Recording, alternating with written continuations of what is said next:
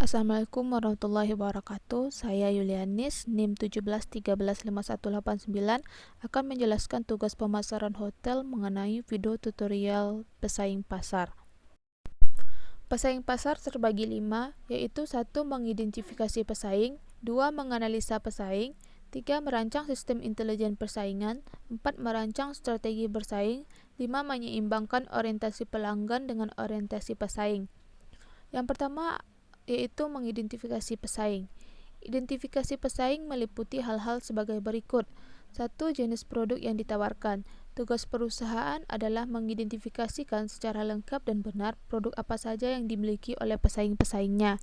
2. Melihat besarnya pasar yang dikuasai, market share. Pesaing bisa melihat besarnya pasar yang dikuasai pesaing dan dapat melakukan segmen pasar yang akan dimasuki berupa produk-produk yang akan dibuat. 3. Identifikasi peluang dan ancaman. 4. Identifikasi keunggulan dan kelemahan pesaing. Identifikasi kelemahan dan keunggulan berarti memetakan atau mencari keunggulan dan kelemahan yang dimiliki pesaing agar kita bisa membuat suatu produk untuk mengalahkan pesaing tersebut.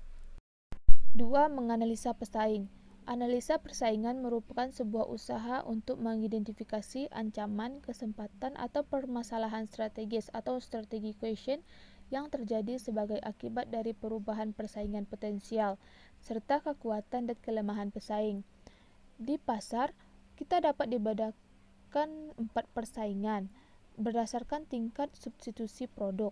Yang pertama yaitu persaingan merek. Terjadi apabila suatu perusahaan para pesaingnya adalah jasa yang serupa dan pada pelanggan yang sama dan harga yang sama. 2. Persaingan industri. Terjadi apabila suatu perusahaan menganggap para pesaingnya adalah semua perusahaan yang membuat produk atau kelas produk yang sama. 3. Persaingan bentuk. Terjadi apabila suatu perusahaan menganggap para pesaingnya adalah sama dan sehingga mereka dapat memproduksi produk yang sama atau sama bentuk. 4. Persaingan generik.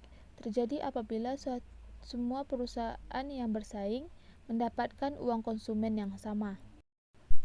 3. Merancang sistem intelijen persaingan.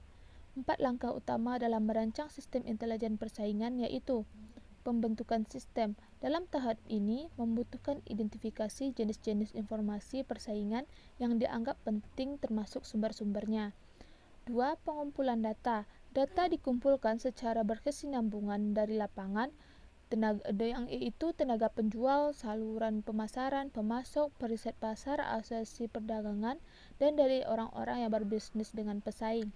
Evaluasi dan analisis data. Data diperiksa keabsahan dan keandalannya, diinterpretasikan dan diorganisasikan. 4.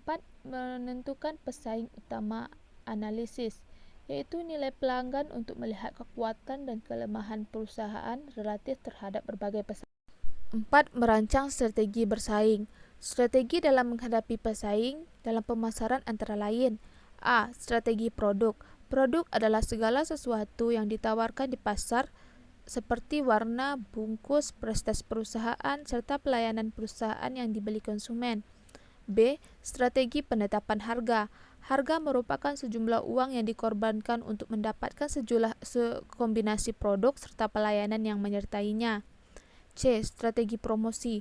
Promosi merupakan kegiatan pemasaran yang ditujukan untuk mendorong adanya permintaan konsumen dan juga mempunyai hubungan yang erat sekali. D. Strategi distribusi.